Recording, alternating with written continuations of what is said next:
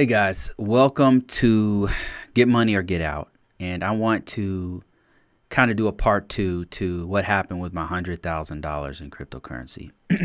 Like I said, it wasn't all negative. I want to tell you about the positive side of what happened. It got way worse before it got better, by the way.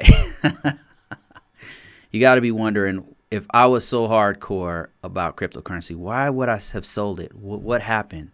I didn't take profit, but I held on to it. Now Bitcoin is bigger than ever. And you can see on this list, I had at least one Bitcoin at the time of that posting. I actually, at one point, had like 3 or 4 Bitcoin, by the way. But we're not talking about that story. We're talking about this story. So when I had this 130,000 in Bitcoin. This is just one screenshot. I actually ended up having more than that. Anyway, so what happened? What was the positive side to all this? So at the time, my wife and I had put in to get a new home.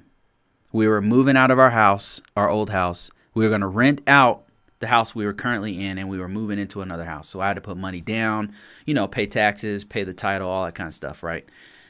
Right in the middle of me doing all of that, moving, in the middle of doing all the paperwork, maybe a month into it where I'm signing the final documents and we're already on the hook for this other house, I lost my job. What happened was I was in this huge contract with I worked for NASA. I worked for a company that had a huge contract with NASA. And I was like, there's no way we're going to lose this contract, right? We lost the contract. So I found myself in the middle of a job, in the middle of getting a new house, paying 2 mortgages at the time, because we didn't just sell the old house. We still held the house, and we had to get a property manager to get us a new tenant. Meanwhile, we were moving into another house. So I had 2 mortgages. I lost my job because we lost our contract, and I had other debt issues that had all happened at once. All this cataclysmic disaster happened at once. We also had a trip overseas.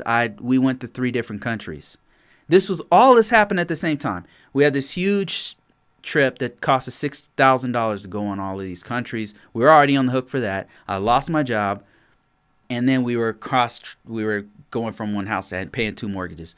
It was too much debt. Now, we did have a emergency savings. We had all this. We had money from cryptocurrency and money from some of the other ventures that we do. So we had an emergency fund and all that kind of stuff. So, but I was out of work for a month or 2, paying 2 mortgages, going on this trip. All this stuff happened at once. Long story short, I ended up selling some of my Bitcoin to get the other house, to make sure that the transition from house to house went smooth. I took some of my cryptocurrency. That was a really hard move for me because I knew that one of these coins was going to pop, and it was Bitcoin. And I had a couple Bitcoin, and EOS, I knew would come back at some point. EOS had dipped all the way to $4, it was $2 or something. It went really low at the time because it was 2019. 2019 was a bad year for these cryptocurrencies that you see on the screen. Dash went down to like $100. EOS went to $2. Bitcoin was doing okay. It went down to 6,000 or something like that, or 10,000, something like that. It went down. So I sold it low. Huge loss. But the positive side is I have real estate, Now, if I could go back and fix the mistakes I made, I would have taken profit when the Bitcoin and cryptocurrency and everything was at its peak. Right here, I should have sold off half of everything, and I would have had like 50 grand just sitting there in the bank, and I could have covered all of that stuff. But silly me, I didn't do that.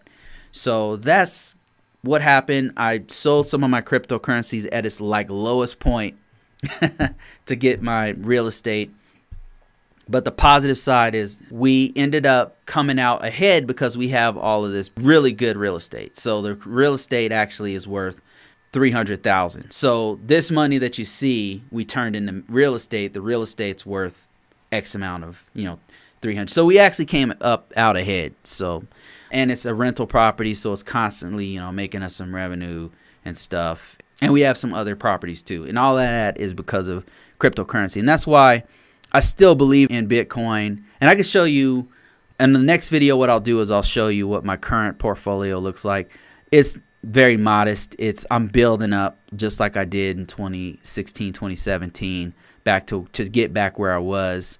And it's going to be a slow grind because I'm not going to do all the crazy stuff I did years ago. I'm going to take it slow. I'm not putting in any money that I can't afford to lose. I'm taking profits. It's a slow growth, and it's definitely less stressful. Because this right here, the way I was able to build this amount of money was like I was obsessed, and any spare dollar I could get to get in there, I got in, and it actually paid off big. But I didn't take profits, so. But I have real estate now, so I don't feel bad about it. I traded $100,000 in Bitcoin, and I have 200,000, 300,000 in real estate. So it turned out good. All right, I'll see you guys on the next one where we're going to talk about what my current portfolio looks like.